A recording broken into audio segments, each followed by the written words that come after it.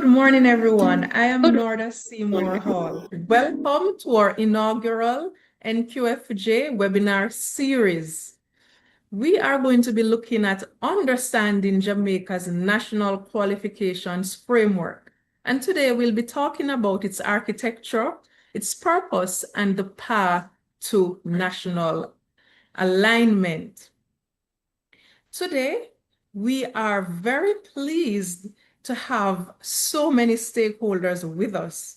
We see persons from various tertiary institutions, secondary level institutions. We see TVET providers. We see persons who are affiliated with quality assurance procedures at various levels of the education system who have an interest in the NQF, or employers, government, ministry, personnel, professional bodies, and learners.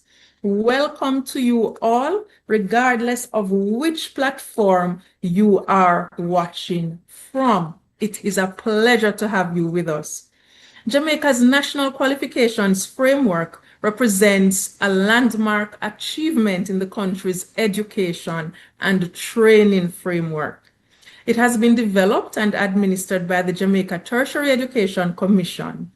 The NQF-J provides a unified and a nationally recognized structure for organizing and for recognizing, as well as for comparing qualifications across all sectors and levels of learning, ranging from secondary through to doctoral level study and professional practice.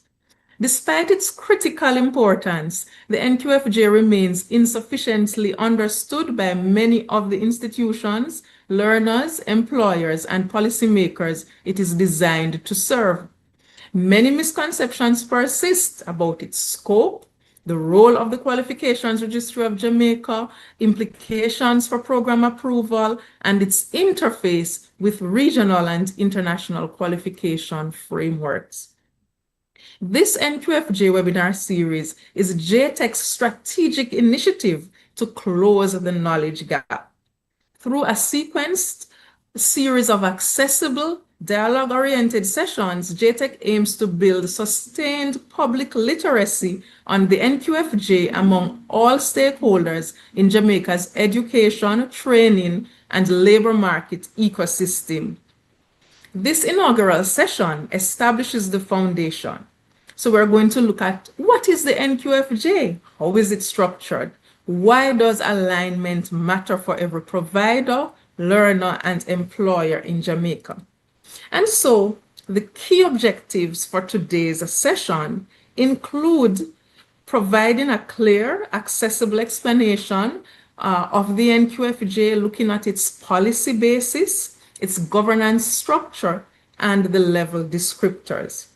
We're also going to be explaining the role and function of the Qualifications Registry of Jamaica in the national qualifications ecosystem. We'll also be clarifying the relationship between the NQF-J and existing sector frameworks, including TVET, tertiary education, and professional qualifications. We'll be articulating the significance of the NQF-J for learner pathways, credit transfer, and qualifications portability. We're also going to be highlighting the linkages between the NQF-J and the regional framework. And so we are going to be having open, structured dialogue between J-TEC and key stakeholder groups, inviting questions, clarifications, and institutional feedback. And so our session addresses 4 thematic pillars: architecture and governance, looking at the levels, who governs it, how qualifications are assigned levels, looking at registration and quality assurance, what is the QRJ, how does a qualification become registered, and what does this mean for institutions? Looking as well at learner pathways and portability. How does the NQF-J support articulation, credit transfer, and recognition of prior learning?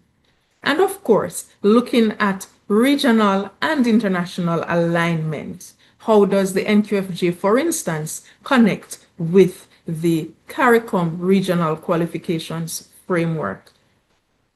And so we are very pleased to have our presenters with us, Dr. Don Pear and Mrs. Anthea Thompson. And we'll be hearing from them shortly.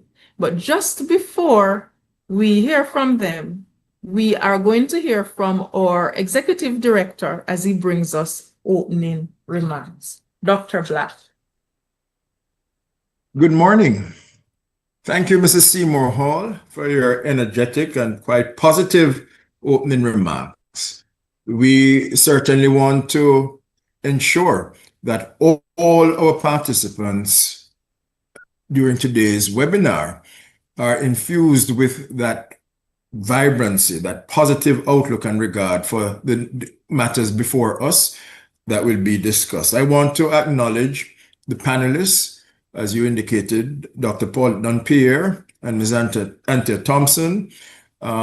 Certainly these 2 individuals under your moderation will provide the answers, provide the appropriate focus on the issues that you articulated a short while ago. The Jamaica Tertiary Education Commission is pleased to facilitate this series of webinars that will focus on the National Qualifications Framework of Jamaica, its application and relevance across the higher education and training and the workforce development ecosystem. We do want to acknowledge that the National Qualifications Framework of Jamaica is a critical tool, emerging as it did with respect to Jamaica's commitments within the Vision 2030 National Development Plan. And the NQF-J serves as the primary system for regulating, standardizing, and categorizing all qualifications across the academic, vocational, professional, and lifelong pathways. We want to acknowledge the importance of this tool. And as you said, Mrs. Seymour Hall, we will learn much more about this important tool. However, it is critical just to note and highlight 3 basic principles concerning this framework. 1, that it allows for the establishment of parity of qualifications across the various pathways. Secondly, facilitates progression and mobility. We have long heard the anxiety, the angst, anger even, with respect to individuals who possess particular qualifications and have been denied opportunity to progress across learning pathways and to advance professionally and personally. And then critically, with respect to our employers, those participating in the labor market, the National Qualifications Framework of Jamaica supports employer decision making. With respect to employment, promotion, with respect to the benefits assigned, with respect to the use of the persons within the organization and the extent to which they are able to contribute to meaningful productivity in the firm to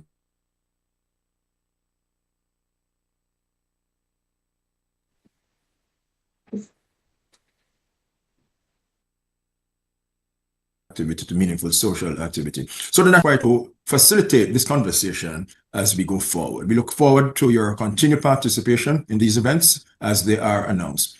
To you, Mrs. Seymour Hall, to you, Dr. Dunpere, to you, Ms. Thompson, all the very best as you guide the conversation.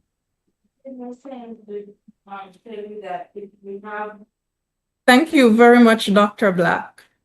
At this time, Dr. Dunpere is going to lead out.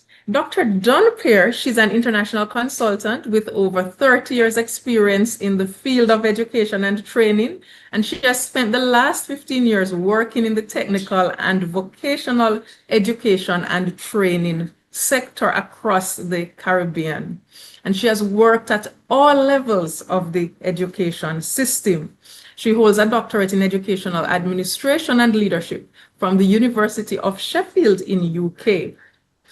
She spent 5 years at the Caribbean Examinations Council as a measurement specialist in Barbados, and she later moved on to the National Training Agency of Jamaica, Heart Trust NTA, where she quickly moved up through the ranks to the very top. She was the first senior director of the National Council on Technical and Vocational Education and Training. And in that latter position, she had responsibility for standards, quality assurance, accreditation, assessment, and certification. She successfully established NCT-VET in Jamaica. She also led the team to ISO 9001 Quality Management Certification. First of its kind for the English-speaking Caribbean. She underwent formal training at the International Labour Organization, where she honed her skills in developing national qualifications frameworks, and she has worked extensively in the Caribbean and across the world, helping to develop national qualifications framework. She has also contributed significantly to the development of the CARICOM Regional Qualifications Framework, and she was instrumental in the revision and development of the National Qualifications Framework of Jamaica. She has also been instrumental in developing the Regional Vocational Qualifications Framework, which is utilized by CANTA for the awarding of CVQs. She's a trained quality auditor. She has written several pieces on quality assurance in TVET, as well as comparative qualifications system. She's an ex-commissioner on the HRD committee for CARICOM, and she has been an active member for the Standards and Internationalization Committee here at J-TEC, and she's also a member of the CARICOM working group that is developing standards for microcredentials regionally. She's a lifelong learner. She's also the executive director of Dunpere Barnett and Company in Canada. And she's a director of CANCARO, which is a nonprofit organization that focuses on research in the BIPOC community, anti-human trafficking of youth in North Central America and the Caribbean. And can I tell you, she's a mentor to me as well. And so it is such a privilege to see you. And I'm going to say home. You are home with us now here in Jamaica. And we are looking forward to you as you speak to us about the historical development and taking us through all of that detail on the National Qualifications Framework of Jamaica, and looking as well at its alignment with the Regional Qualifications Framework. Thank you so much for joining us, Dr. Dunpere. Over to you now. Okay, thank you so much. I'm going to share my screen. Thank you for that long introduction, Mrs. Seymour Hall. At one point I wondered, when are you going to stop? Because, you know, I'm home. I don't need a lot of introductions, but nevertheless, thank you so much for that warm welcome. Let me see if I can share my screen. Let's see. Open. Oh dear, this is going to take some time, I see.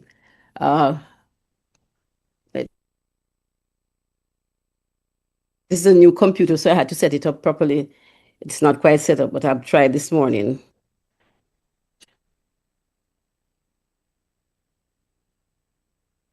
Let's see if that will work. All right. Are you seeing my screen? Not yet? Not as yet. Seen it. Not seeing anything. All right. I may have to use another computer since this one is giving me a little oh dear. Let's see.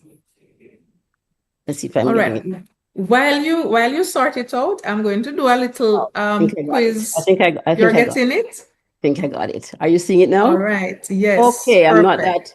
Perfect. All right, good. Yes, Let me slideshow. all right. Right. Play from start. All right, here I am.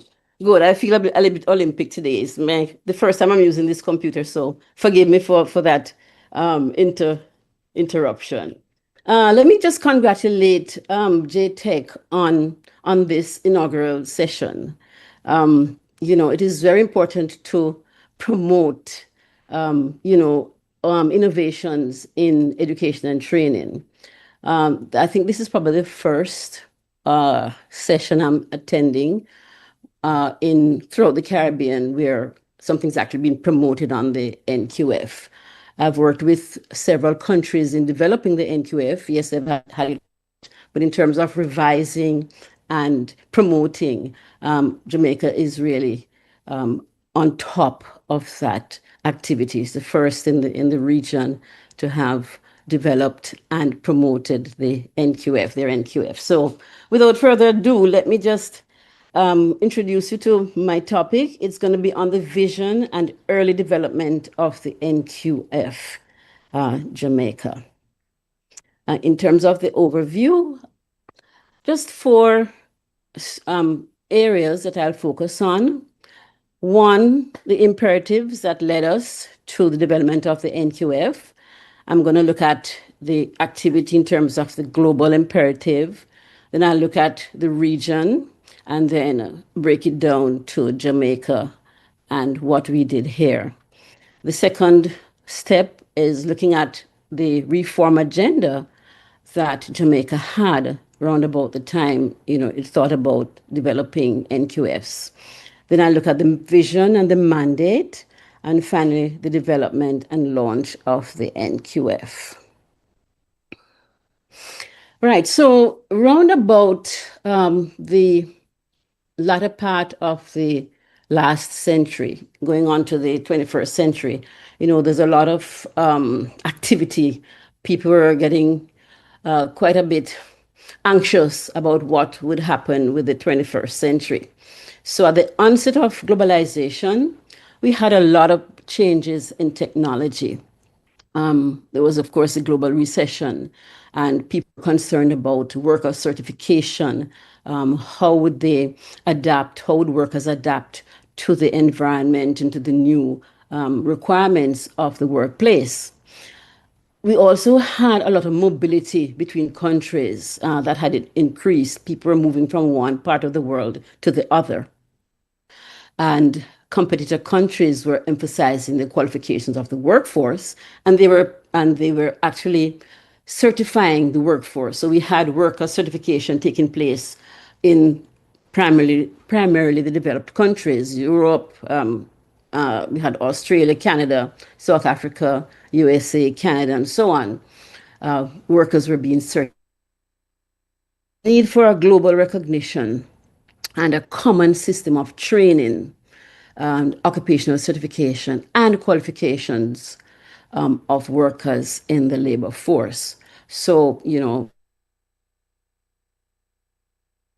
terms of workplace. So that's globally. In terms of the region, we were having a lot of challenges in the region and still do. We had workforces that were non-competitive. So there were severe challenges in developing the regional workforce to make it competitive. We had rapid advances in information technology and communication.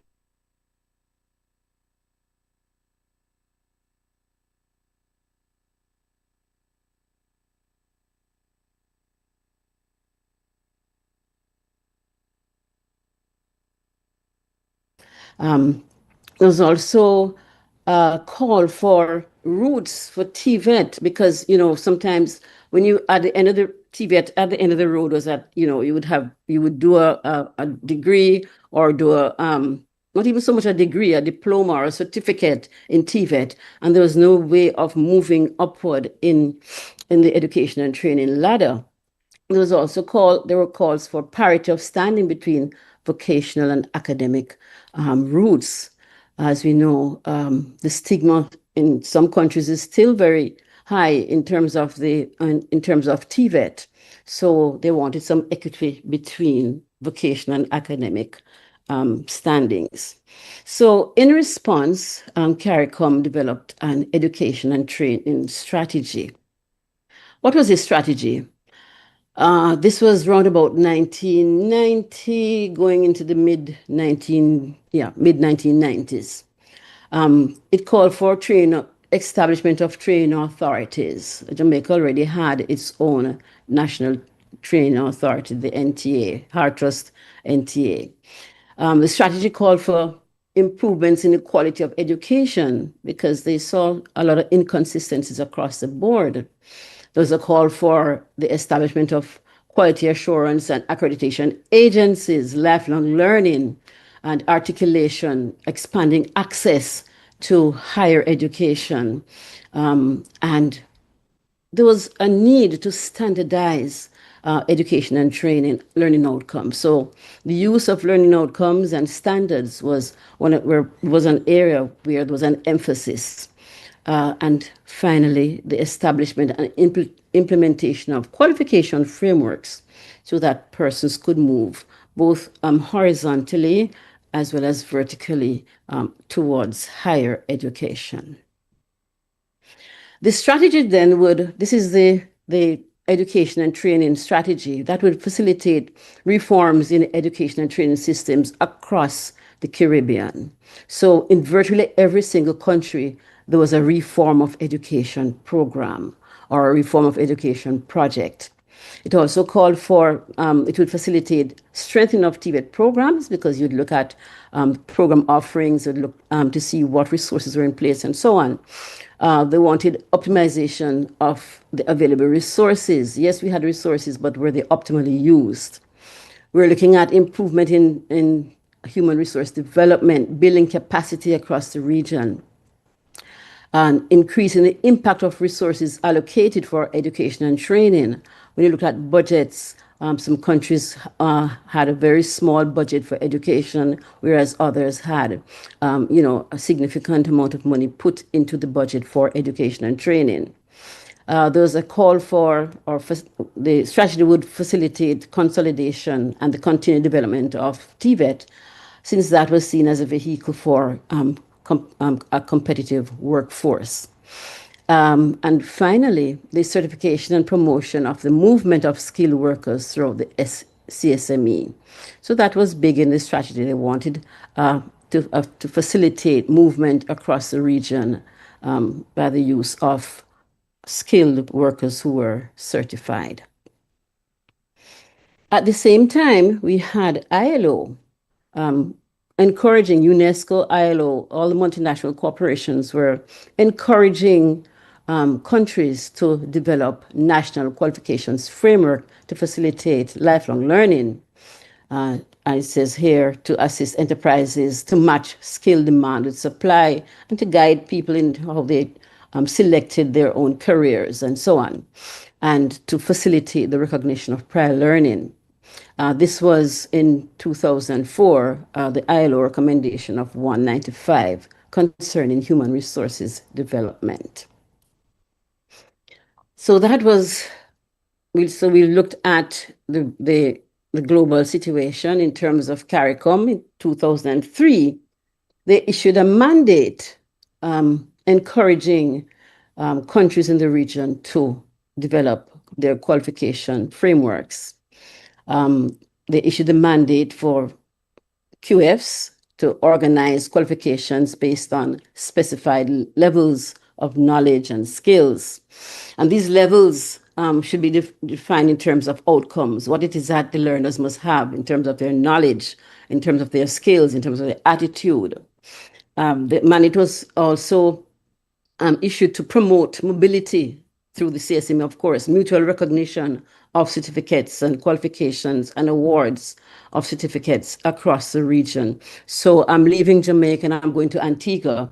Will they recognize my certificate? I'm going to Trinidad and vice versa. Will my certificate be recognized? The mandate also looked at ensuring quality in programs because there are so many inconsistencies, as I said before.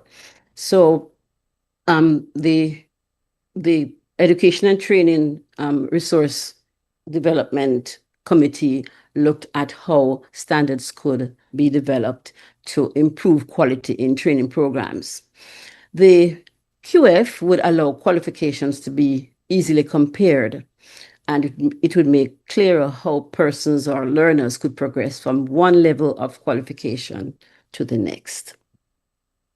So we see reforms taking place worldwide. Around about 2000, we had roughly about 80 countries globally, including those in the Caribbean, either introducing qualifications framework or thinking about it. The TVET sector in the region, though, had long ago developed their own vocational qualifications. They couldn't wait on academia because things were so bad. The challenges were really heavy. The challenges were quite a lot in the TVET sector. So the TVET sector went ahead and developed a vocational qualifications framework in the 1990s, led by Hartrust NTA.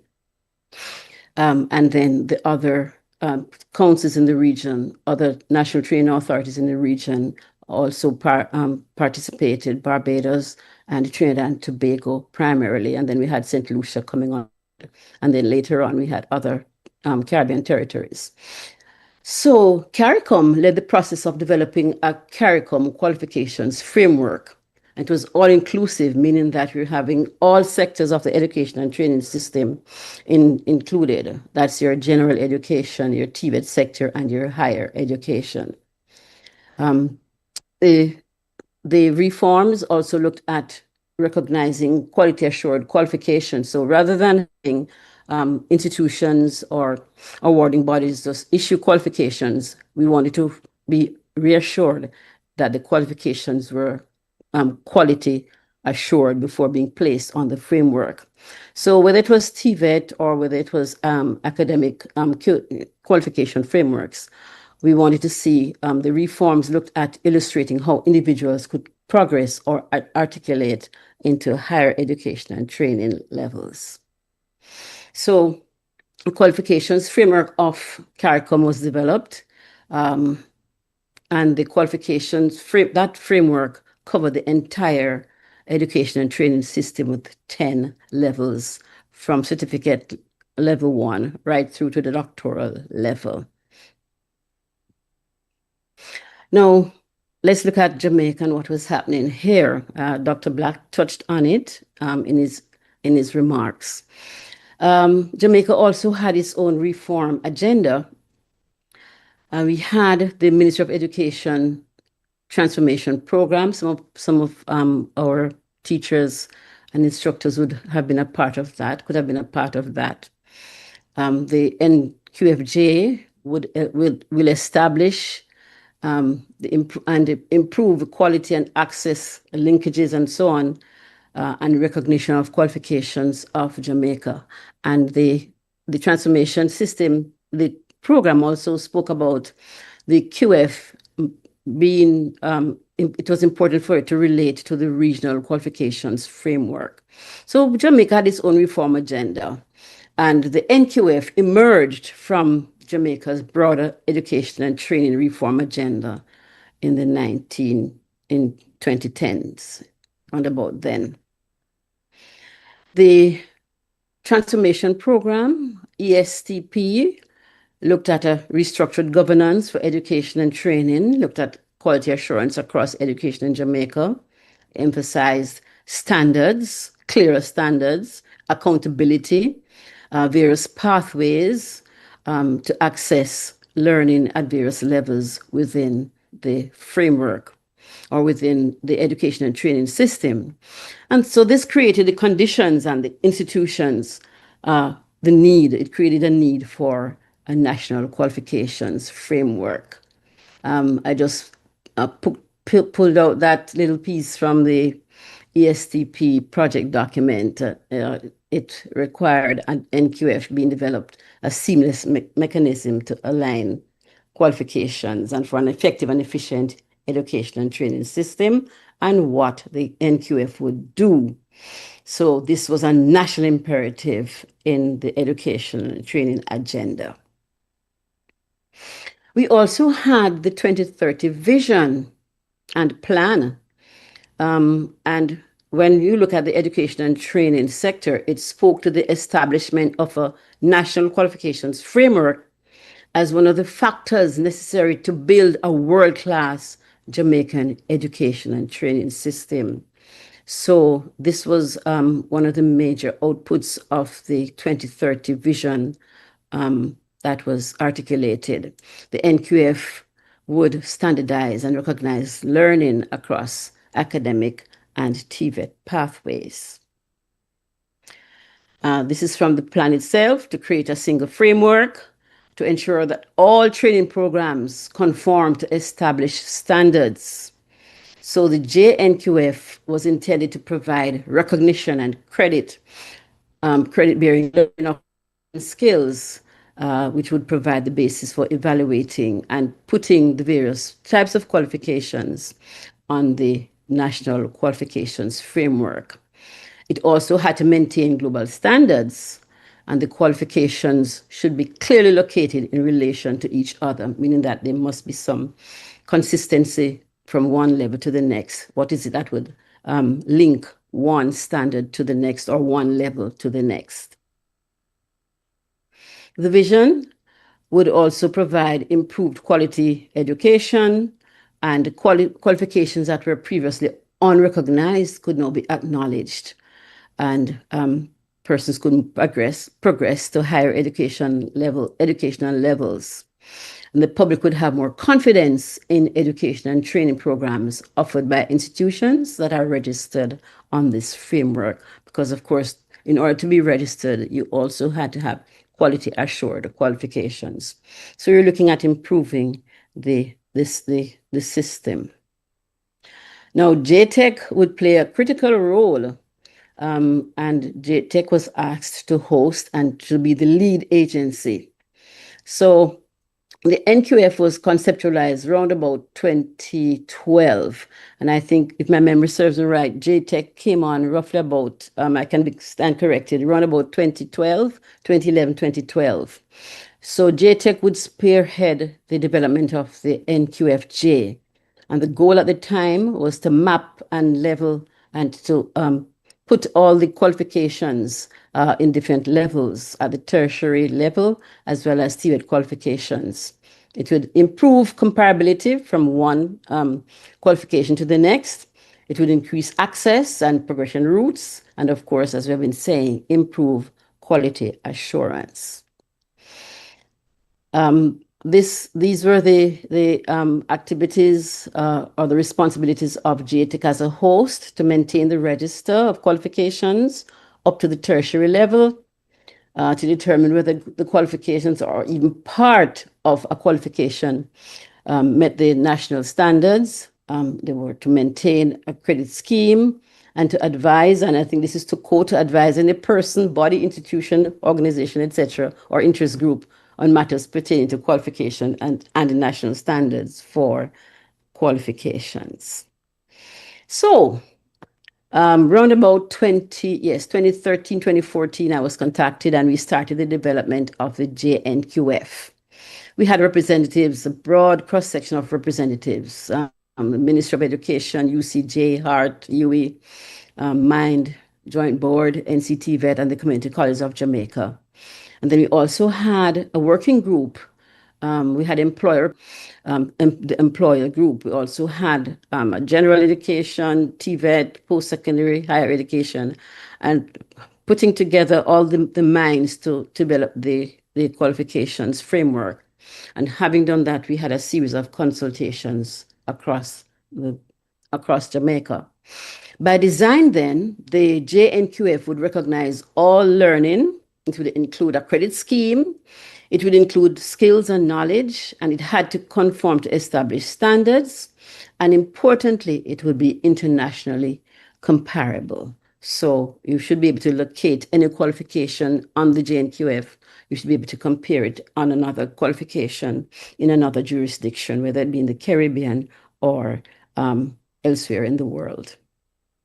So the activities of that working group and the established committee, we had strong stakeholder involvement, and we had to agree on the design of the NQF, the levels. At the time, they were called strands. Then we had learning outcomes and credit schemes. We had our regional consultations, the focus group meetings, awareness and sensitization sessions, several national stakeholder consultations right across Jamaica.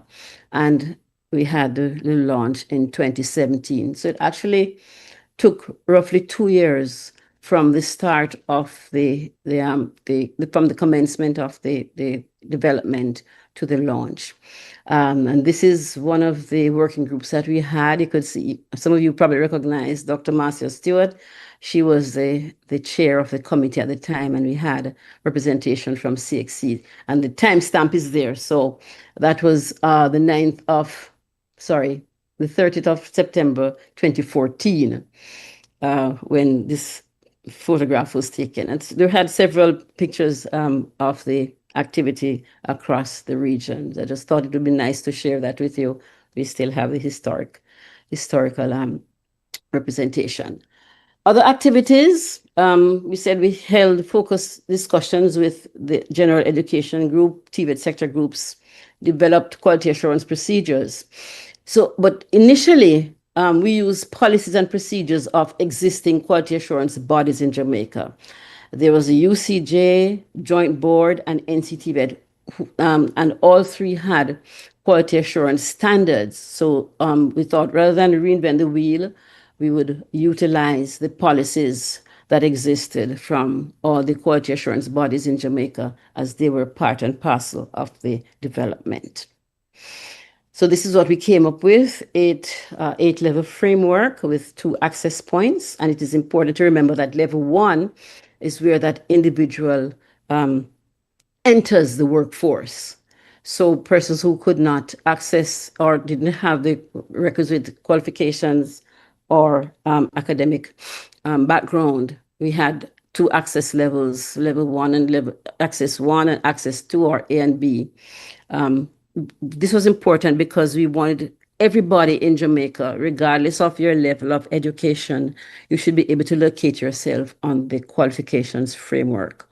So access 1 and access 2 for those who probably needed remediation in literacy and so on, they could see themselves on the framework and how they could move from one level to the next. This is a schematic of the comparability. We had the qualifications framework here in blue with 10 levels. And in the middle, we have the Jamaica National Qualifications Framework with 8 levels and how they compare with the CARICOM Qualifications Framework. I also have the one in green is also representative of the framework that was developed by HeartTrust NTA, and it is also the regional revised vocational qualification framework. So there are 8 levels. There are 8 levels in the Jamaica National Qualifications Framework, 8 levels at HeartTrust, and 8 levels at the regional vocational qualification framework, which was revised in 2023. To the right in orange, we have the former regional vocational qualifications framework, which only had 5 levels and was rather restrictive. So the CARICOM asked us to expand the qualification framework. So that has now been, those levels have been expanded to 8 levels. So there's comparability across the various regions. I didn't put in here the transnational qualifications framework or the European. They also have an 8-level qualification framework. So by and large, what you're seeing across the world is that most frameworks would have between 8 and 10. Those are very, very common, 8 and 10 levels. I think Australia has probably about 15 different levels, but they go from really low levels to the doctoral level. So this is an important aspect of the qualification promoting qualifications framework. So you could see the comparability across the various frameworks and how they fit into each other. At the time when we were beginning, when we started looking at frameworks, we also looked at ISEC, the International Standard Classification of Education. So what are the benefits? We're looking at lifelong learning. We're looking at increased mobility of qualified people, local recognition of Jamaican qualifications. We're looking at relevant demand-led education and training programs and the phasing out of irrelevant qualifications. We're looking at participation in regional cooperation and development, increase in the international recognition of qualifications, increasing the public confidence, increasing the consistency in assessment standards, and making the qualification system easy to understand. A lot of benefits in having qualifications framework and, of course, the Jamaican National Qualifications Framework. So this is the last slide. Has the mandate been fulfilled? In designing the qualification framework, we had to ensure that the NQF accommodated basic, adult, primary, secondary, vocational education training in the tertiary sectors. It had to accommodate and support industry links, institutional linkages. We had to ensure that the NQF connected and combined the sectors into one single national qualification framework, and that the JNQF was quality assured. And I can confidently say that having been part of the original and part of the revised qualification framework and working with the J-TEC today, that yes, I think the mandate has been fulfilled. So that's the end. Thank you for listening, and I'm sure I can take questions either now or when the moderator puts that on the table. Thank you very much. Let me stop sharing. Thank you so much. So we'll have 1 or 2 questions now. Later we'll have an open discussion.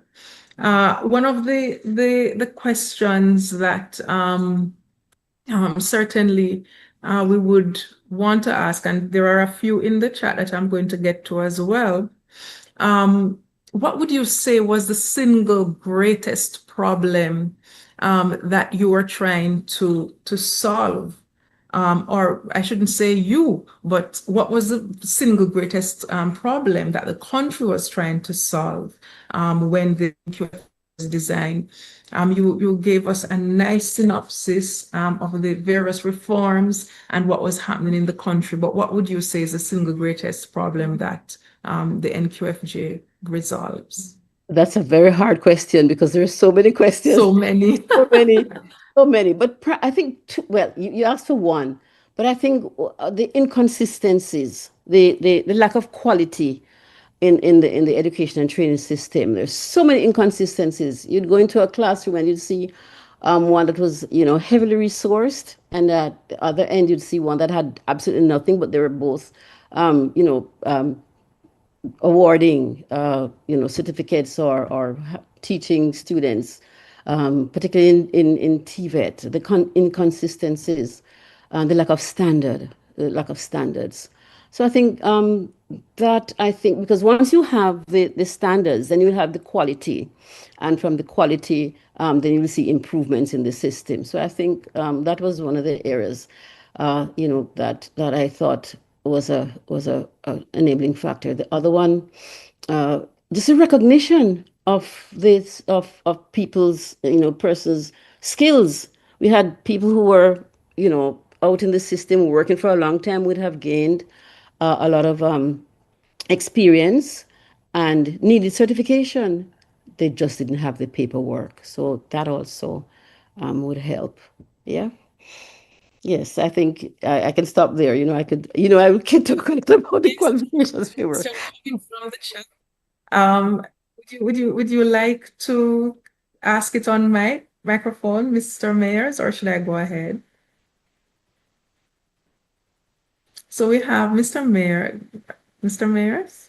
He has no mic. You can just raise your hand so that, okay, no mic. Okay, that's fine. So I'll just ask on your behalf. So he wants to know what advice you'd provide to a country that want to implement a credit-based qualification framework. Why was the NQF not, let me see if I see the rest of it, conceptualized in this way. conceptualized in that way. So go ahead, Dr. All right, in terms of, Dunn. all right, what advice? You really have to get everybody on board. It really is important when I say everybody, people in academia, people in the TVEC sector, employers, and so on, to sit and develop. It takes a long time. The credit bearing the intention at the time was to start with the credit based qualification, but again, the credits that were applied in some schools or institutions differed vastly. So some would have 15 hours for a particular course, or in terms of really getting the measurement of the credit was a challenge at the time.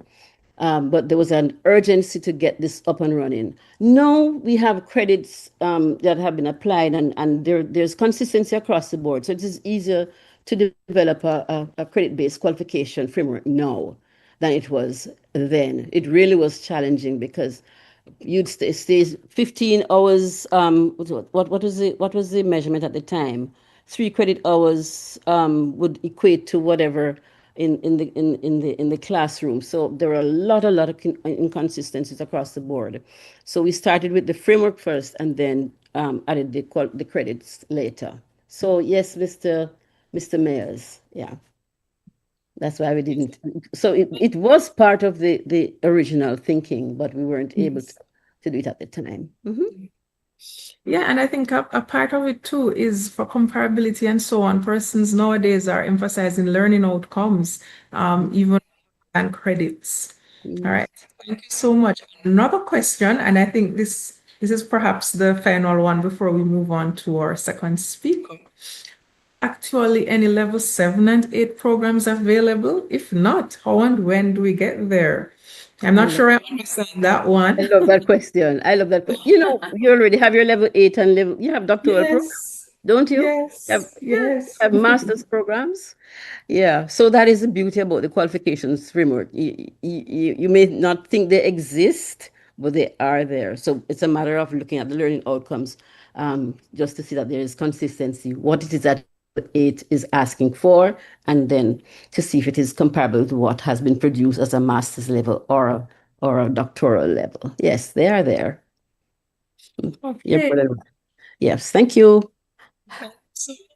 All right. And so I think at this time we'll move on to our second speaker, Miss Anthea Thompson. And Miss Anthea Thompson is at present the National Qualifications Framework Officer at the Jamaica Tertiary Education Commission. She holds a Master of Science degree in General Management, no, a Master of Science degree in General Management, from NCU. Ms. Thompson has been engaged in the education sector for over 20 years. She has served at different levels. She has worked at the University of Technology as well as the University of the Commonwealth Caribbean. Presently, she provides technical support for the continued development and maintenance of the National Qualifications Framework of Jamaica.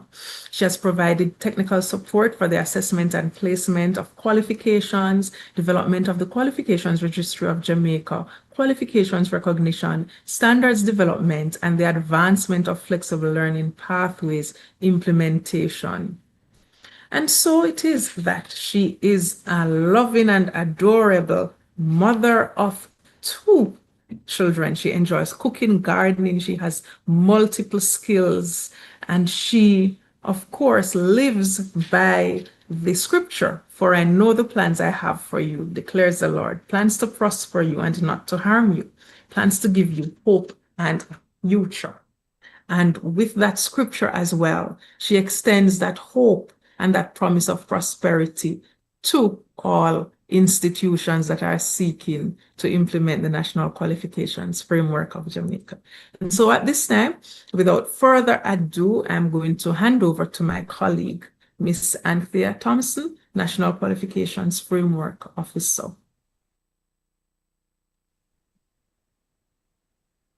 Hello, good morning, everyone. I hope I am being heard and heard clearly. Yes, you are. Right, great. Thank you so much. All right, so good morning again. I am Anthea Thompson, the National Qualifications Framework Officer here at the Jamaica Tertiary Education Commission. And I would like to welcome you all for joining us for our webinar series or inaugural session. And I am pleased to be your speaker this morning, just to focus on the National Qualifications Framework, giving you an overview and the hows and whys of the framework.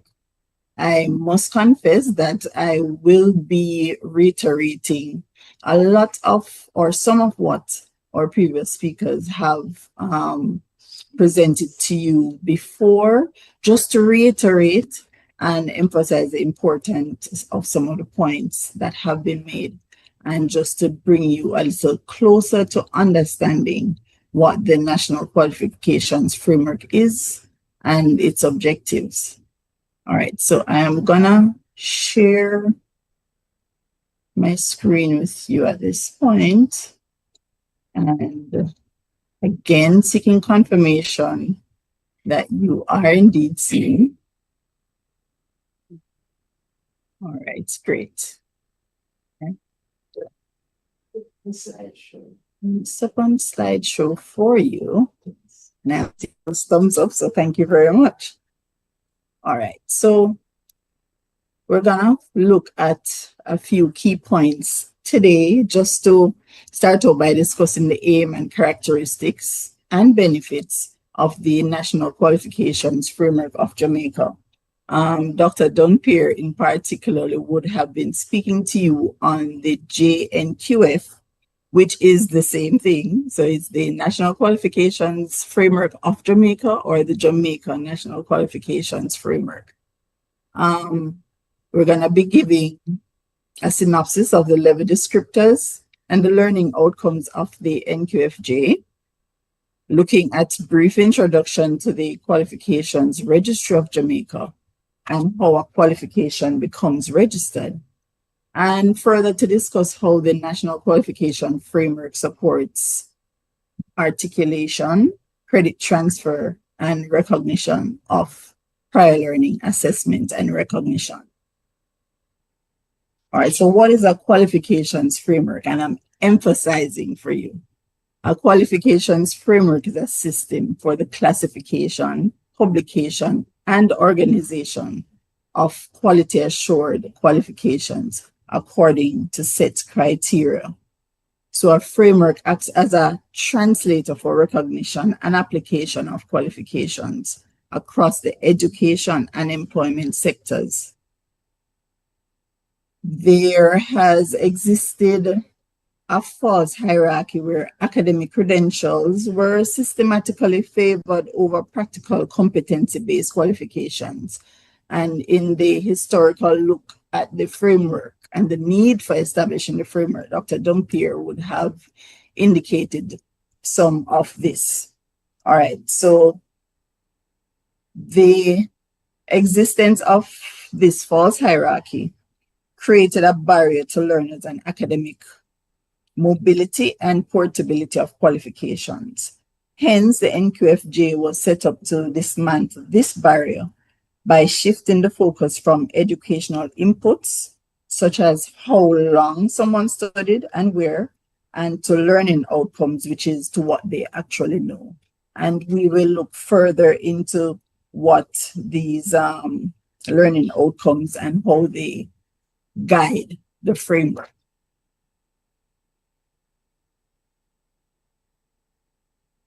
Simply put, a qualifications framework is used to compare qualifications from different awarding bodies and is designed to improve quality, transparency, and mobility within education.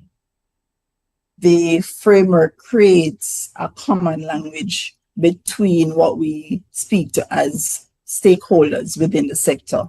And these stakeholders, of course, include our institutions, educational institutions at various levels, universities, colleges, training institutions, etc.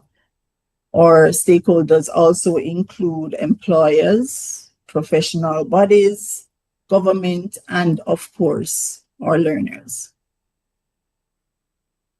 This is a look at what the National Qualifications Framework looks like, and it is a representation of the educational sectors within Jamaica. And you will have heard speakers prior to me speaking very detailed to technical and vocational qualifications, TVET, and academic entities, which are our universities and colleges. So the framework is described as a 8-level integrated framework. It is a structure of 8 levels ranging from recognition for the most basic learning, including our certificate level qualifications, through to doctoral and awarding degrees. And an individual would have asked, what about the level 7 and level 8 qualifications, and are we there yet? We, as Dr. Dunpierre indicated, yes, we are definitely there. So our level 7 qualifications will speak to what our master's degree programs will present to learners, and level 8 would speak to our doctoral degree level qualifications and the equivalent in the other sectors. So thereby, the framework accommodates all learning types in Jamaica. So let me go back just to look at the framework. So you see the representation of the various sectors and the levels that are comparative to across the sectors. So a level 3 qualification, for example, is representative in general education. It is representative under technical and vocational education and within our tertiary sector. And of course, it is represented through lifelong learning engagements.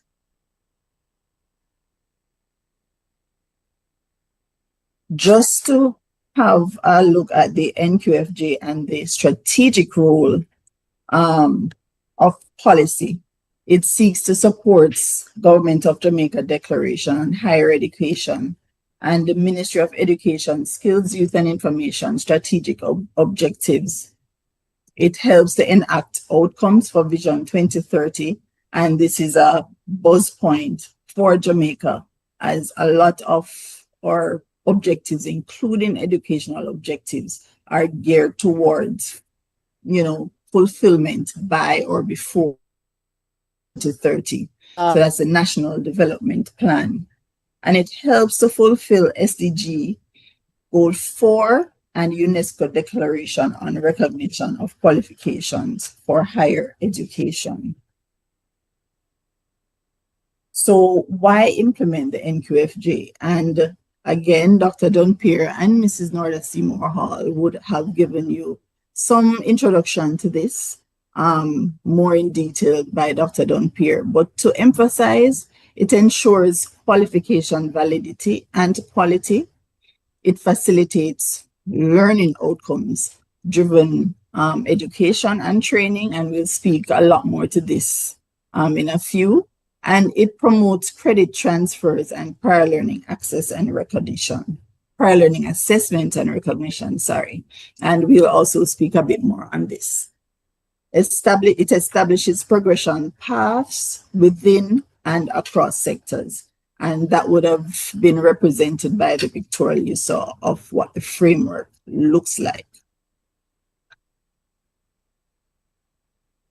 Continuing, it facilitates cooperation and collaboration among education and training stakeholders, and it facilitates the recognition of all types of learning. And this includes formal, which takes place in a classroom or an educational setting, non-formal, and informal.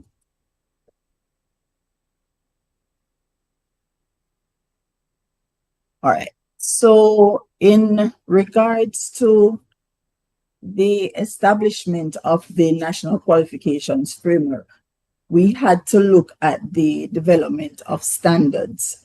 And the development of standards are the guiding points for institutions and learners and how we go about bringing qualifications into alignment. So in regards to this development of standards, J-TEC looked at the establishment of 4 broad standard areas, and I'll go through them one by one. And again, there are just 4. So standard 1 speaks to the qualification validity and need. And in this area, we look at the justification of the need of a qualification. Why does a qualification need to be established, developed, and exist and presented to learners? The validity of the qualification. Institutions will speak to how they have established the qualification, gone through the required processes in establishing and determining the need for existence and the validity of said qualification. There is a look at the alignment and the mapping process, how qualifications compare to others, how do institutions benchmark their qualifications, determining what needs to be provided to learners. And of course, there's the quality assurance aspect of establishing the qualifications and ensuring that all the T's are crossed and all the I's are dotted. So in determining the validity and need of qualifications, institutions look at these standard requirements and present them to the sector. Standard 2 speaks to the qualification structure. And in this regard, we look at how the qualification is formalized and set up. We look at the units, the codes that make up the qualifications, what is the duration, what are the required credits, and the consideration for the level of the qualification. So all of this determines what the structure of a qualification looks like. And of course, there is the credit placement rationale, which speaks to where the qualification will fall on a framework and how it compares to other qualifications at the same level in terms of its learning outcomes.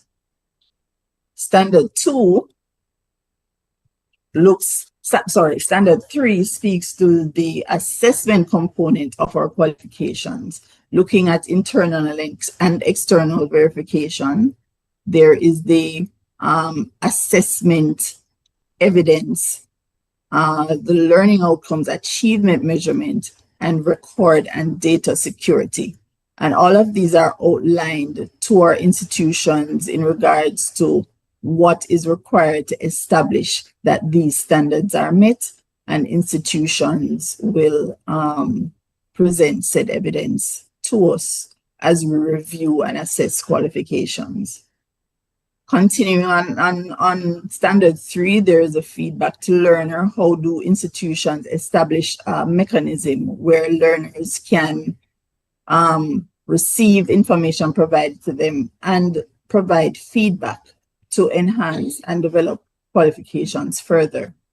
And looking at the appeal against assessment results and the assessment integrity and transmission are also elements of Standard 3, looking at assessment.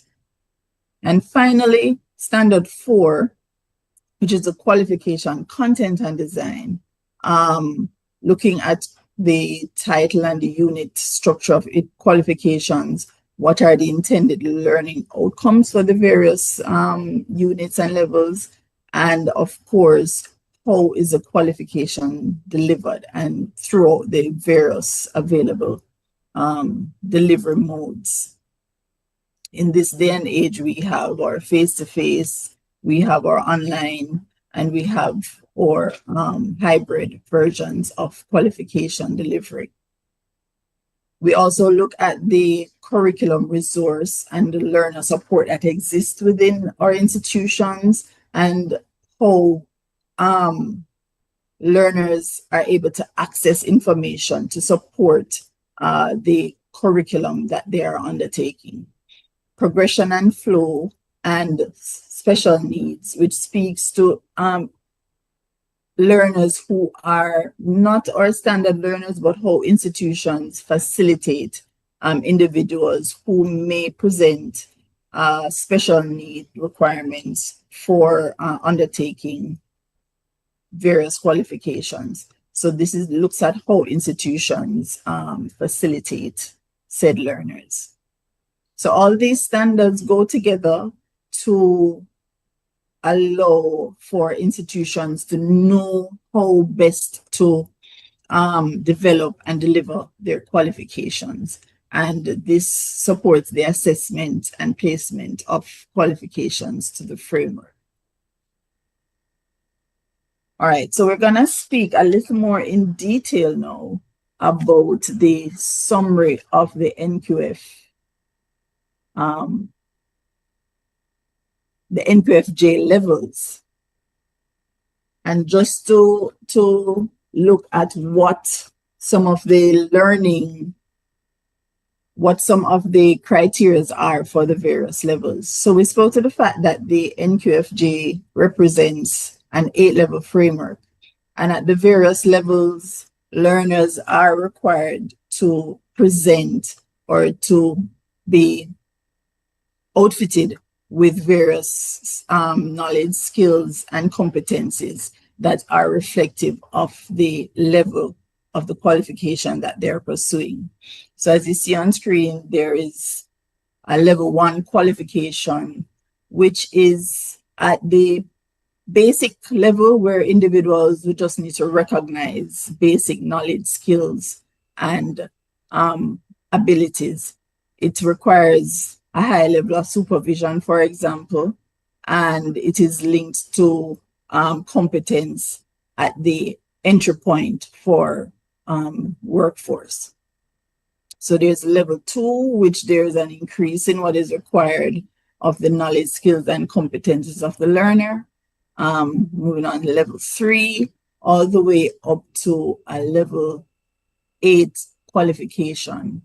And just to reiterate again that our level 5 qualification, for example, will speak to a bachelor's degree in our more academic focused institutions, or a NVQ-J qualification at level 5 in our TVET curriculum institutions. So level descriptors and learning outcomes. What are these?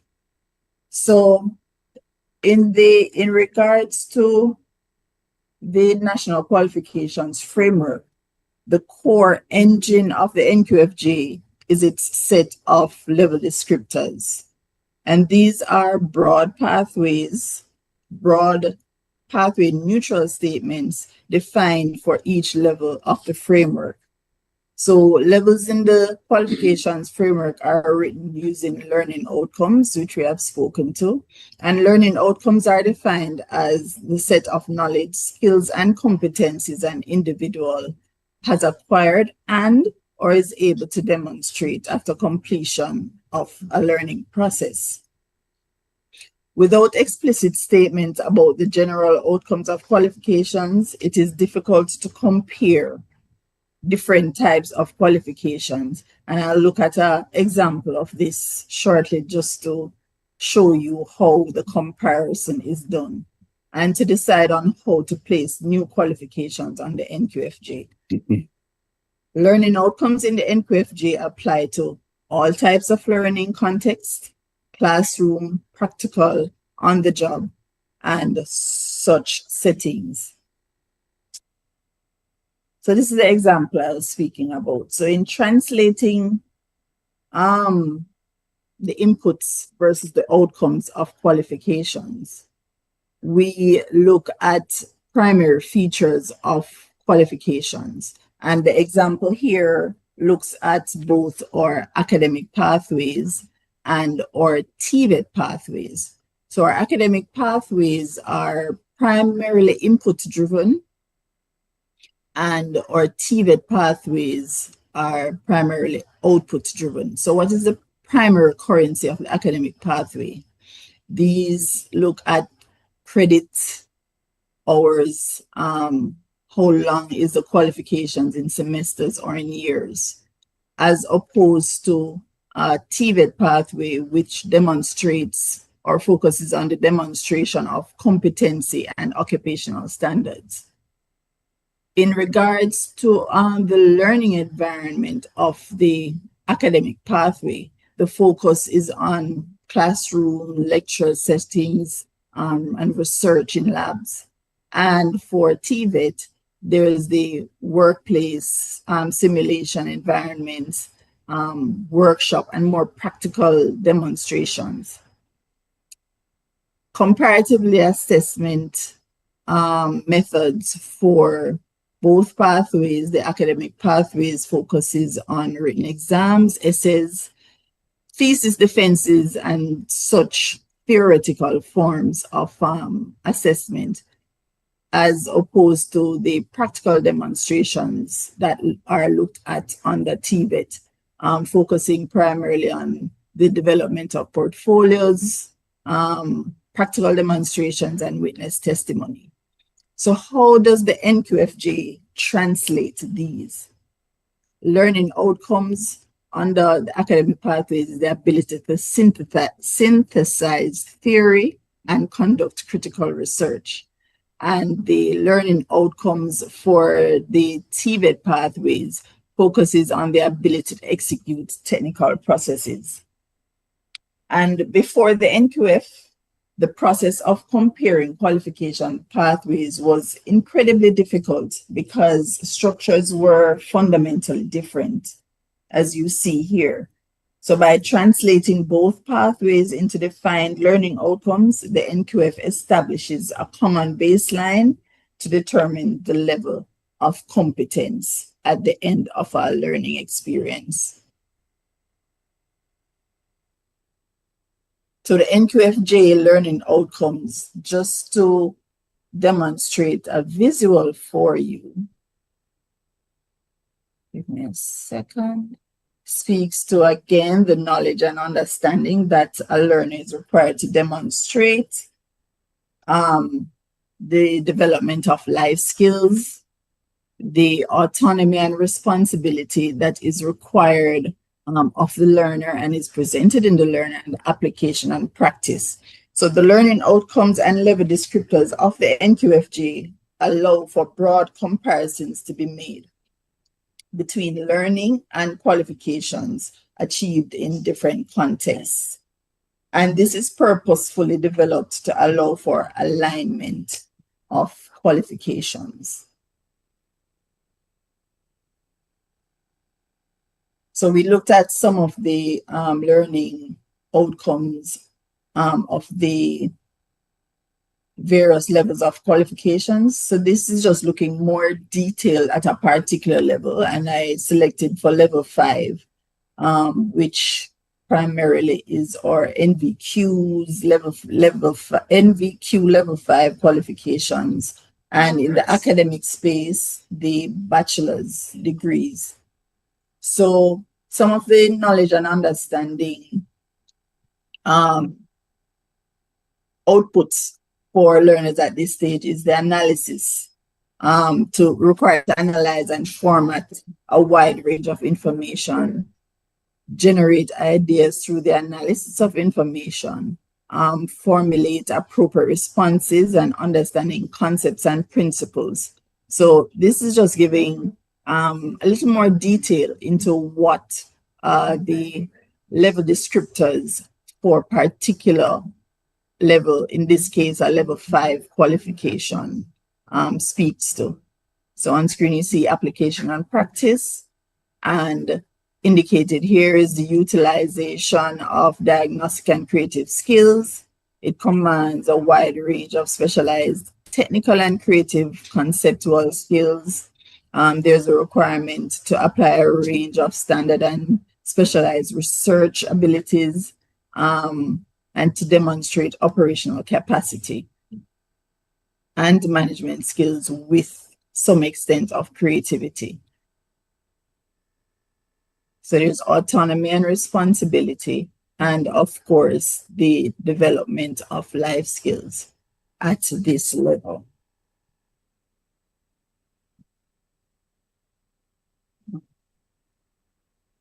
I was going to skip over this section here because you would have seen or heard from our previous speakers in regards to the establishment and operationalization of the National Qualifications Framework.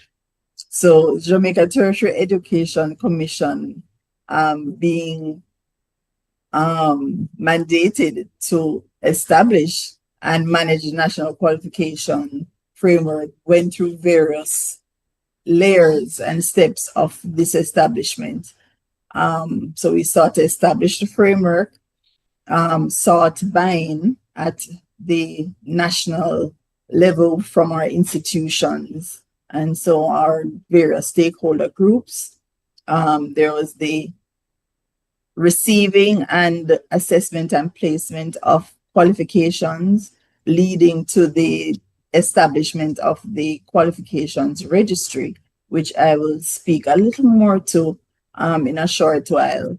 And of course, the formulation of national policy, and ending with the institutionalization of the NQF-J by and with our higher education institutions, and that large or general stakeholders in the education and professional sector. So that's some of the steps in which we executed just to operationalize the National Qualifications Framework of Jamaica. What are some of the criteria for our institutions just to get themselves formalized as institutions represented on the framework? So institutions need to be legally operating in Jamaica. They are required to offer national qualifications, which are qualifications established and developed in Jamaica for Jamaica. There needs to be a level of internal quality assurance processes existing within our institutions, and they need to undergo successful committee desk reviews when their qualifications are submitted and being reviewed by the Jamaica Tertiary Education Commission. There also needs to be valid qualification approval internally and externally to the institutions.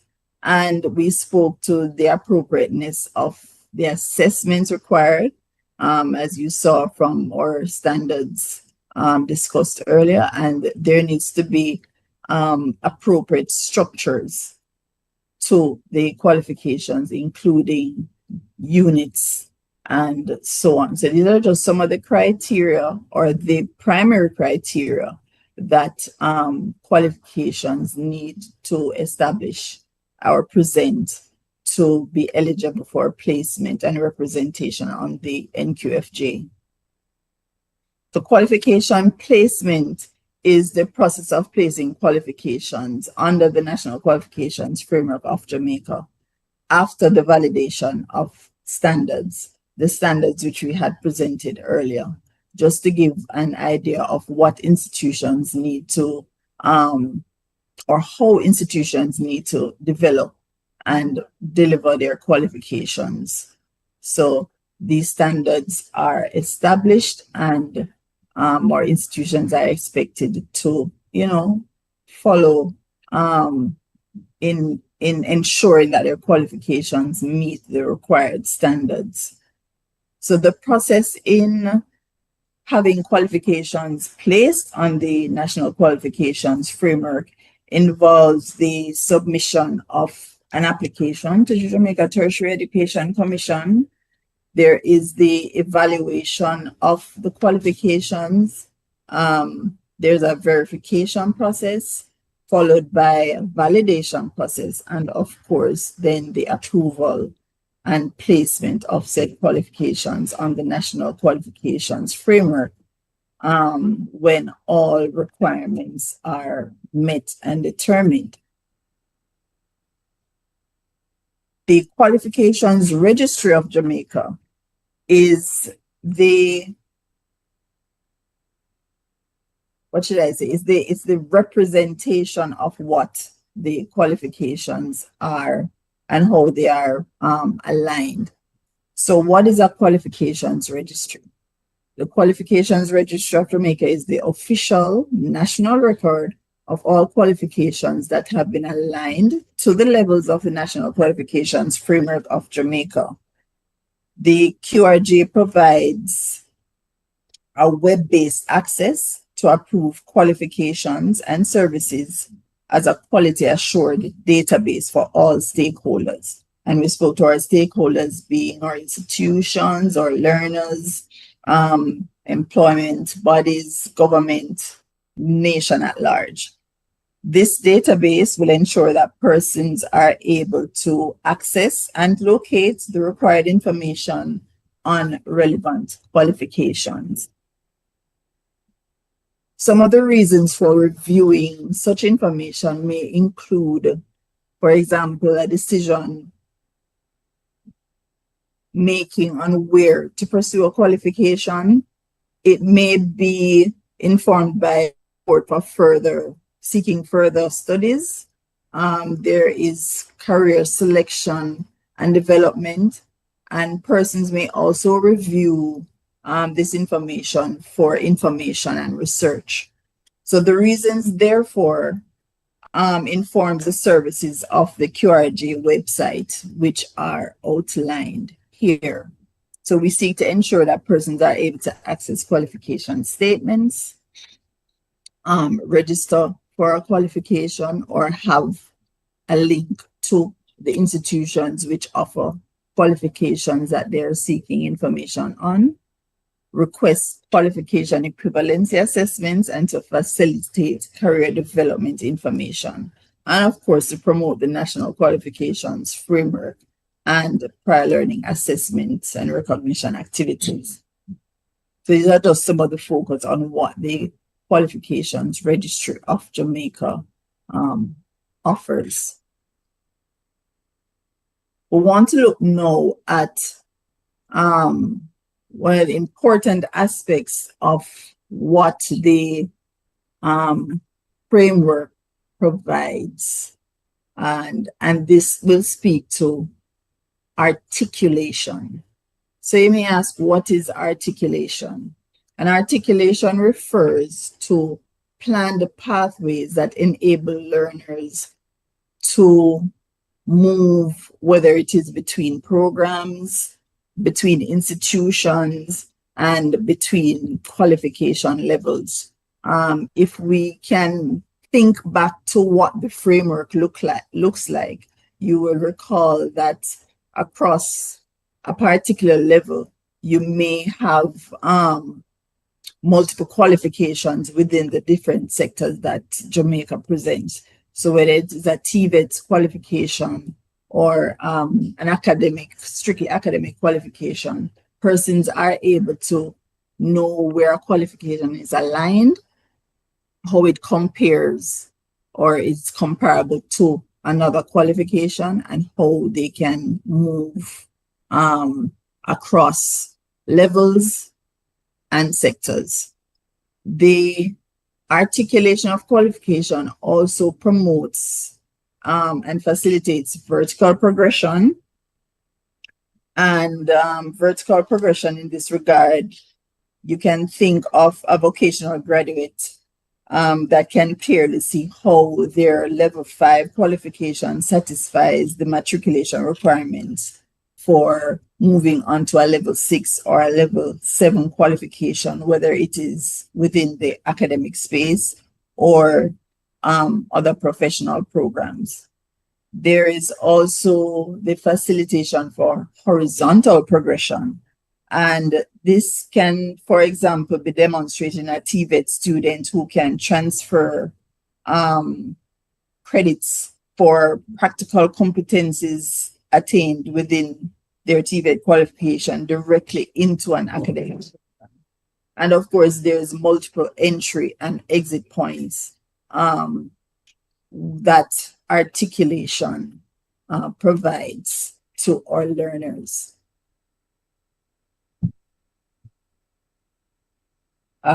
Another important aspect of the National Qualifications Framework and how it benefits is the availability of credit transfers.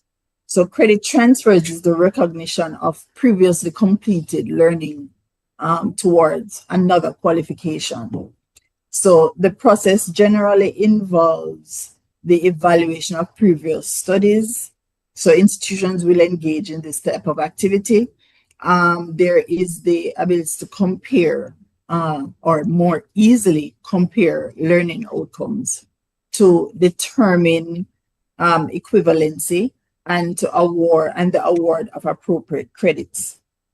So credit transfers basically increases efficiency throughout the education system and allows learners to build on existing achievements as opposed to moving from one level or one institution and having to restart, which is something that used to happen prior to the existence of the consideration for transferal of credits. And as stated, it is benefited by the establishment of the National Qualifications Framework. So credit transfers may occur within the same institution, between institutions, and of course, between comparable programs. Just to look further at some of the benefits of credit transfers and how various stakeholder groups benefit from the establishment of credit transfers being facilitated. So for our learners, it provides shorter completion time. It may lower tuition costs. And of course, there is a possibility of increased mobility. And again, within the institution, across institutions, and even across different jurisdictions, meaning countries. For institutions, it provides the ability to improve student retention. It facilitates stronger partnerships. And this is partnerships that are established between institutions and between various organizations and bodies. And there is the reduction in duplication of learning. So institutions are able to ensure that where persons would have or can demonstrate the knowledge, skills, and competencies received in previous or aligned qualifications, that they are not required to repeat or to duplicate what is required of the learner. And for employers, credit transfer facilitates quicker workforce development, and it improves the recognition of qualifications. In regards to lifelong learning, the NQF-J promotes this through the recognition of prior learning, assessment, and recognition. So prior learning assessment and recognition recognizes that valuable learning occurs outside of the classroom There is the emphasis on demonstrated competence and achievement of required learning outcomes. So the framework looks primarily at encouraging continuous learning, career mobility, upskilling, reskilling, and facilitation of mature entry, and emphasizes the benefits of flexible learning pathways.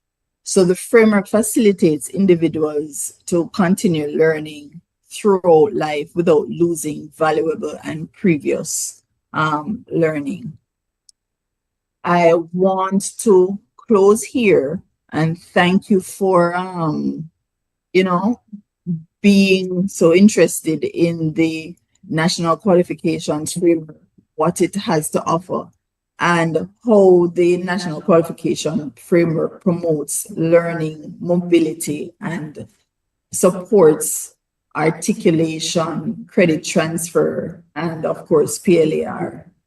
And just to emphasize a bit before I close, that the NQF-J is more than a classification of qualifications. It is a national system that creates multiple learning pathways and encourages lifelong learning and supports workforce development. So thank you for listening.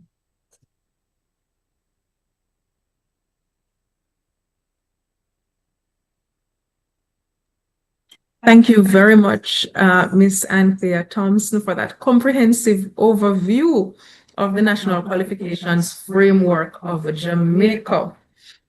We had a few questions in the chat. Some of them have been addressed. I'm going to ask one or two questions of you as well, and certainly who has had a question in the chat, or you're contemplating a question and you want to further discussion on it, feel free. So I'm just going to ask for an institution that is hearing about the QRJ for the first time today, what is the one thing that they absolutely must understand? So somebody who is hearing about the QRJ for the first time, what is one of the things that they must understand in order to register with J-TEC? So you're just hearing about the QRJ. What are some of the things you must understand in order to have a little feedback there, the successful registration process? All right. Thank you. Let me just emphasize that the existence of the standards that are established to guide what qualifications should look like are important for institutions to know and understand. Institutions are focused on the development of their qualifications, but if they are even more focused on the guiding principles that the standards provide, what is required as the inputs into developing these qualifications, how should assessments be created, what should they look at the various levels that their qualifications are being delivered, then they will have a good guide into what is needed to have their qualifications presented on the National Qualifications Framework and the QRJ. So just an understanding of why they do what they do, and ensuring that the standards are abided by and looked at in presenting their qualifications. Thank you so much for that. And finally, what are some of the common misconceptions you encounter about the NQF as you interact with awarding bodies? And I see someone asking if public secondary schools should register. No, it's awarding bodies that submit qualifications. So not all institutions, it's really awarding bodies. So it's the qualifications from awarding bodies that we list as national or qualifications from regional awarding bodies as well.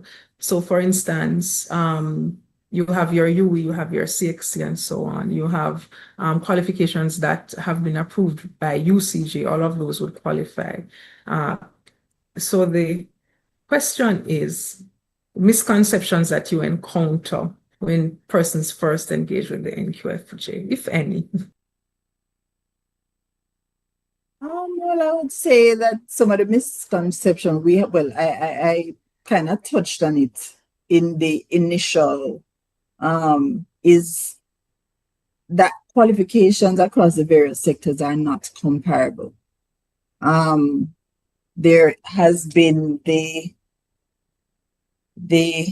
focus or the understanding that there is a hierarchy between our qualifications. So an academic qualification is better or more recognized than TVET qualification, for example.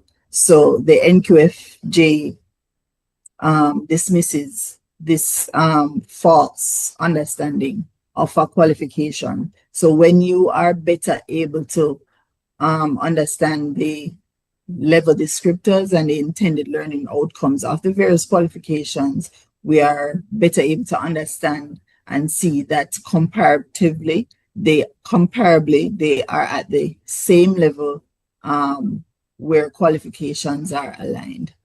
I think that's probably one of the misconceptions that exist, and the NQF-J facilitates clearing this up.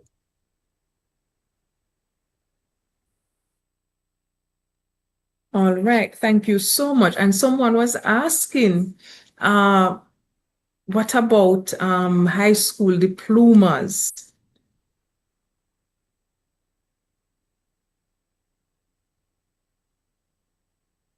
All right, so high school diplomas, I don't know if I can speak to high school diplomas. Is that they're asking if they're represented on the framework or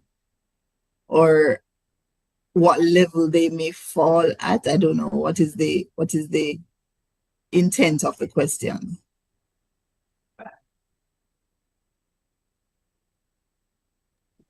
I'm not sure if I'm seeing it. So how does a high school issue a diploma?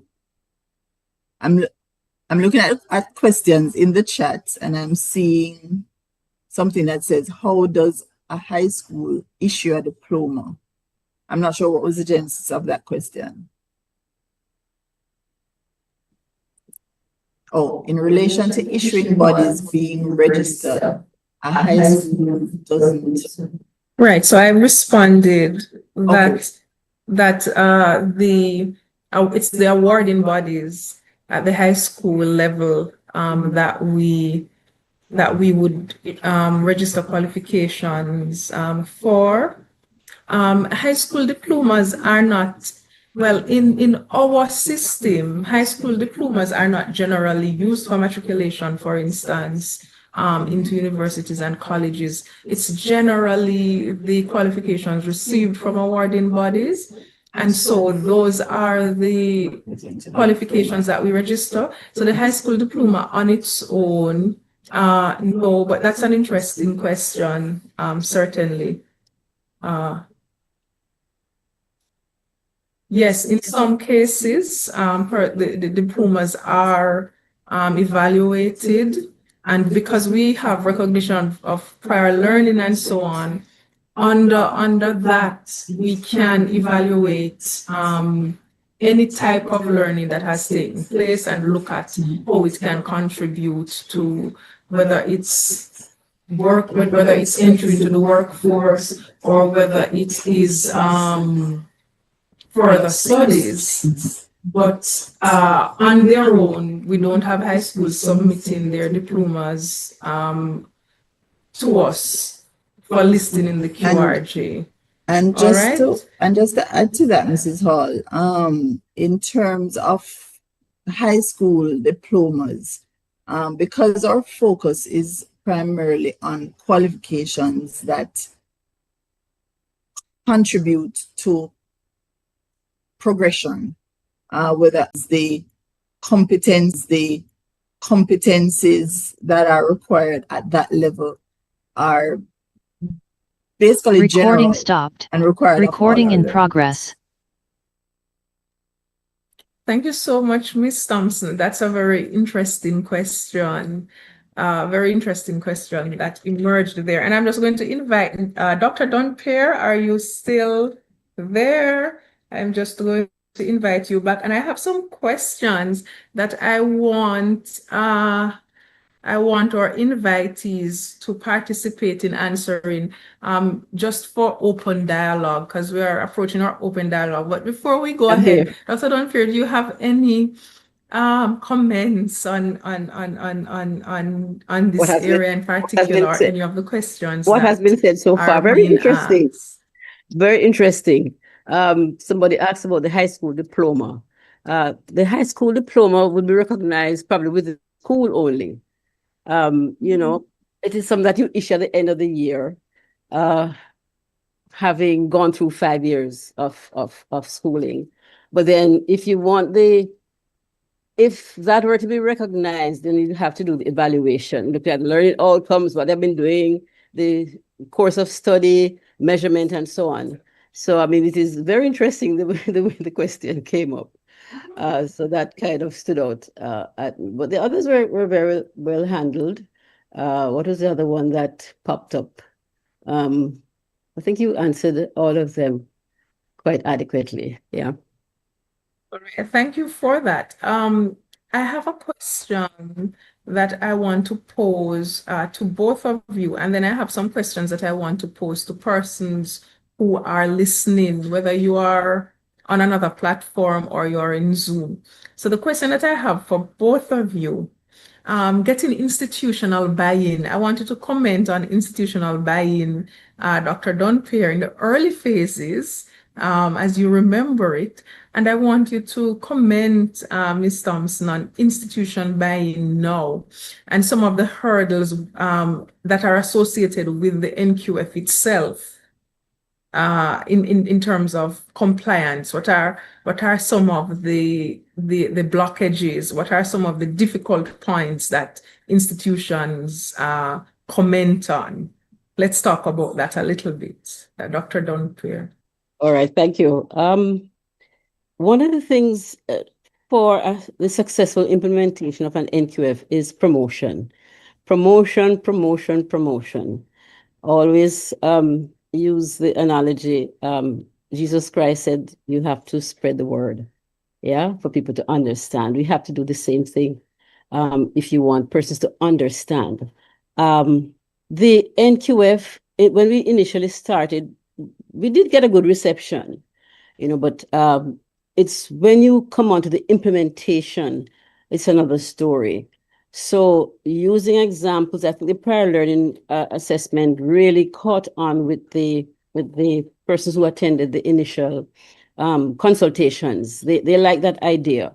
So you use one area and you use it as an advantage then to promote.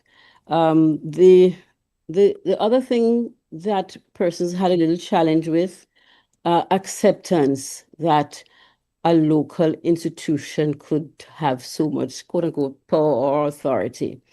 But the thing is that the world has changed so much that it is important that we recognize our own and that whatever we do is also comparable across the world. That is why we start with international standards. So once the international standards have been met, it means that the local ones are also met. And people are moving around so quickly and so often. And so every day you have persons call to say, can my certificate be recognized? Why is it's not being recognized? So it is important that we maintain the standards and the comparability and the promotion, all of those aspects going into the framework really have to be, you just keep selling and promoting and using clear examples that people can understand. Yeah. Yeah. Thank you, Dr. Dunfair. And Ms. Thompson, your comments. Just in regards to, what was it, some of the obstacles that are faced. Well, in overcoming the obstacles, we sought or have sought to engage, as Dr. Dampier puts it, in promotion. So we have endeavored to seek the buy-in from our various stakeholder groups. So we have had consultation sessions for persons to give their feedback, to give their knowledge, to give our assist in the directives or the direction that we can take with the framework. We have engaged in sensitization sessions with our various stakeholder groups, the institutions, encouraging them to submit their qualifications for assessment and placement to the framework, because the framework is built based on the participation of our institutions across the various sectors. So it can't exist without their participation. And where they submit, we are able to broaden the comparative scope of what the framework is able to offer. And of course, we have engaged our communities, the learners, the other institutions, the work groups, etc. So in attaining the buy-in from our groups, we have and still are reaching out to various stakeholder groups just to get persons to understand and appreciate what the framework is, how it can work for them, and continue to encourage. Thank you, Ms. Thompson. And one of the things I found is some of our institutions, they'll say, you know, we haven't set up our qualifications in such a way for them to be eligible for placement. And so we're still in that phase with some institutions where they need to change the way they do things and look at the type of documentation that they have available. So I think that's a part of it too. And so, as Ms. Thompson has said, we continue to encourage them and we continue to host those sensitization sessions and to provide as much capacity building as possible. Now, I have one or two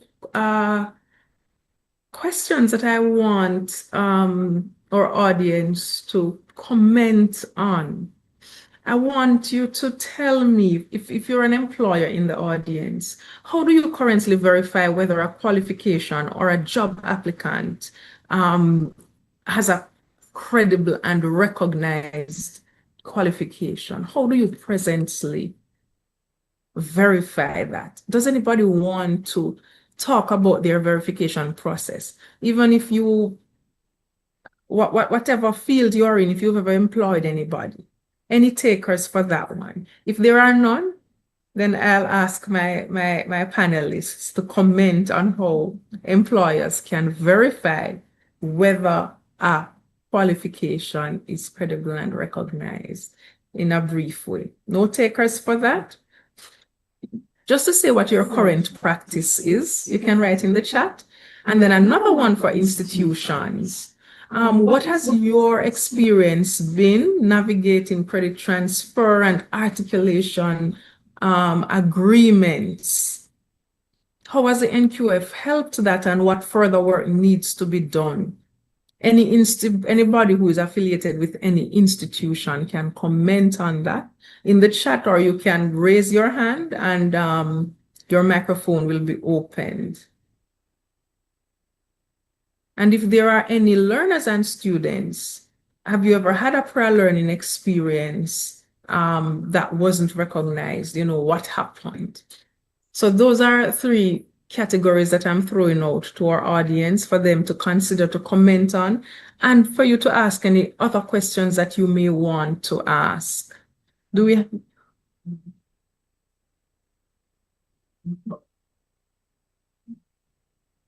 Yes, Samantha Gale did speak to the employer aspect. Anybody wants to comment on the institution? Okay. Let me see if it's there. All right, let me see if I can find it.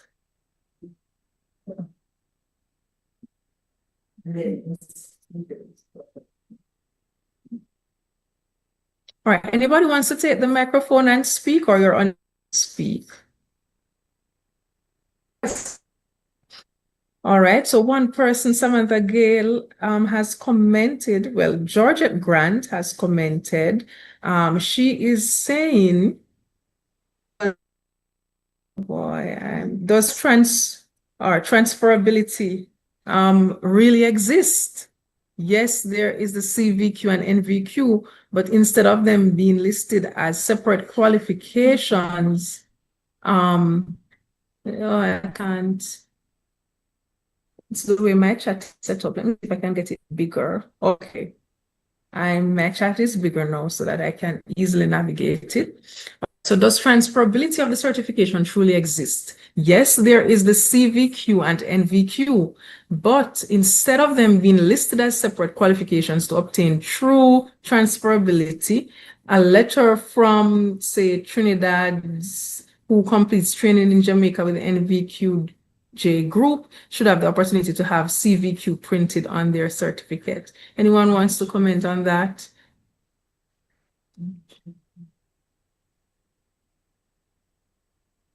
Oh, let me just take that on then. Go ahead, Dr. Dunphy. The individual is asking. I'm not hearing. Oh, sorry. You hearing me now? Right. Are you hearing me now? Yes. Okay. They're saying they should have the opportunity to have the CVQ printed on their certificate. So probably that's something that could be ironed out with NCTVET.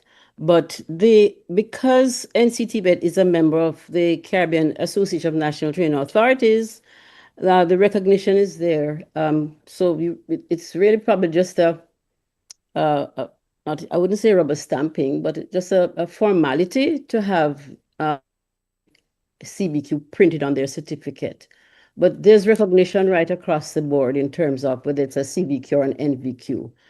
Somebody called me recently to ask me, why is it that Jamaica doesn't have CVQs rather than NVQs? I think there's an option to do either the CVQ or the NVQ. But from my recollection, when the CVQ just started, the assessment was only on the core areas, and the NVQ was a lot wider. They had supplemental areas, additional areas that were brought into the NVQ. The NVQ was richer, quote unquote, than the CVQ, and the employers asked for that. So that's one of the reasons why the NVQ Jamaica is a strong, qualification. But I think we're trying now to standardize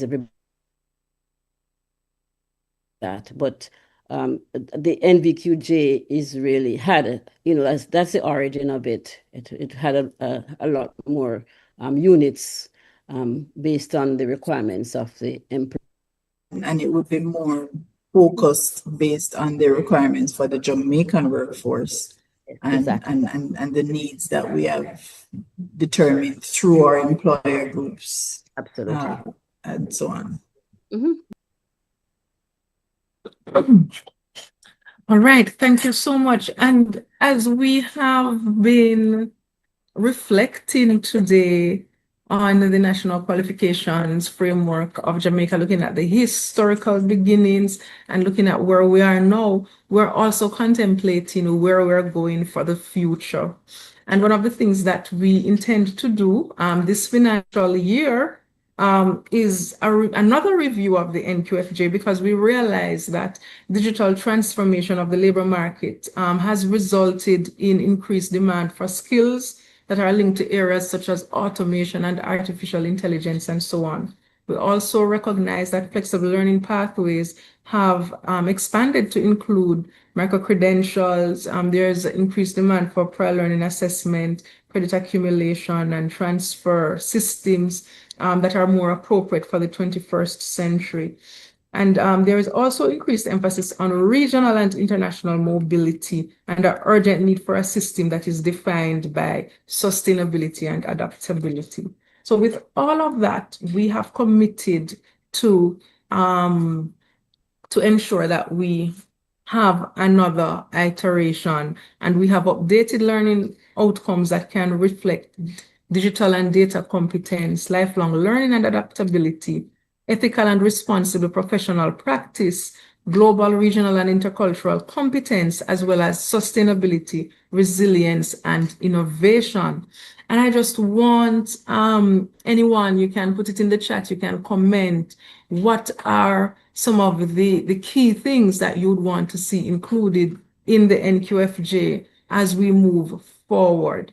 Today has been a wonderful day. The discussion has been good. And I'd like to thank you all for participating. I think we have realized our outcomes, but I'll just give a few seconds to see if anyone wants to comment in the chat on some of the things that you want to see happen as it pertains to the NQF-J moving forward. All right, so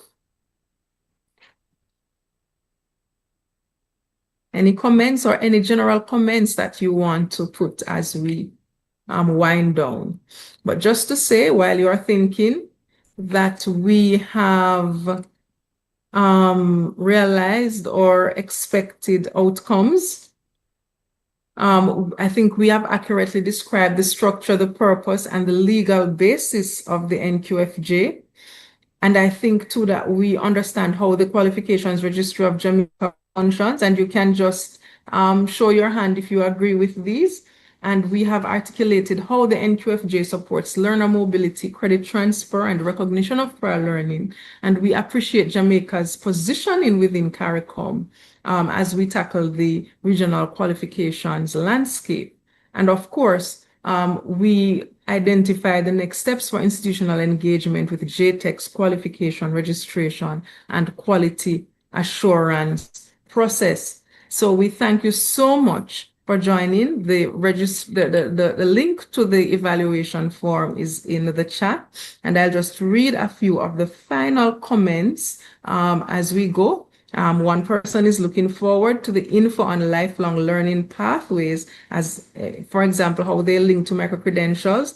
The UCJ has developed micro-credentials standards that they use when they are seeking to accredit institutions and programs. J-TEC has also developed broad standards to align micro-credentials to the framework, and a CARICOM sub-framework for micro-credentials is being developed, and we hope to ventilate some of those developments in another webinar session. We also hope to speak about qualification recognition, and we'll certainly share with you the dates for those upcoming webinars. One person says this is a great webinar. I am looking forward to the J-TEC working with the stakeholders to transform this into full implementation. Already we have 8 institutions that have submitted over 500 qualifications, or should I say 8 awarding bodies, to the QRJ, and certainly will continue.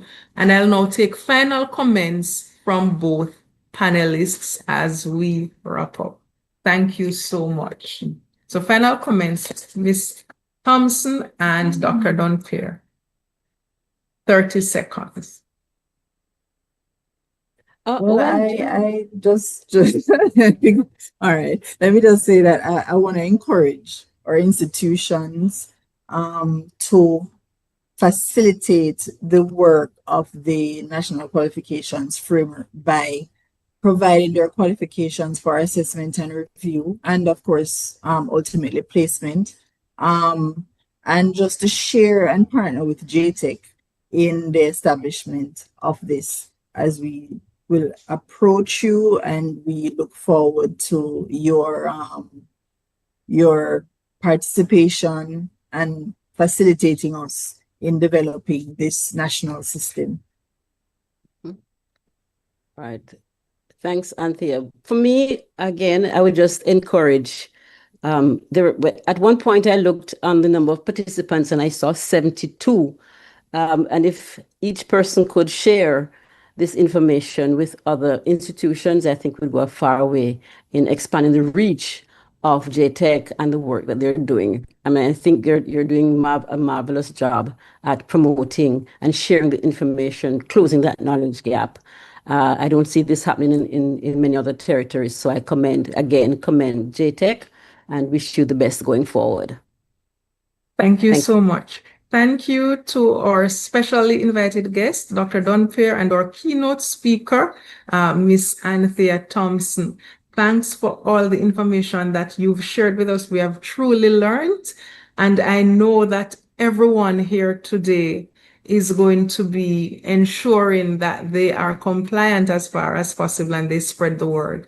All the best to you. Thank you all for joining. Have a great day. Remember to complete the form, complete that feedback form. Thank you.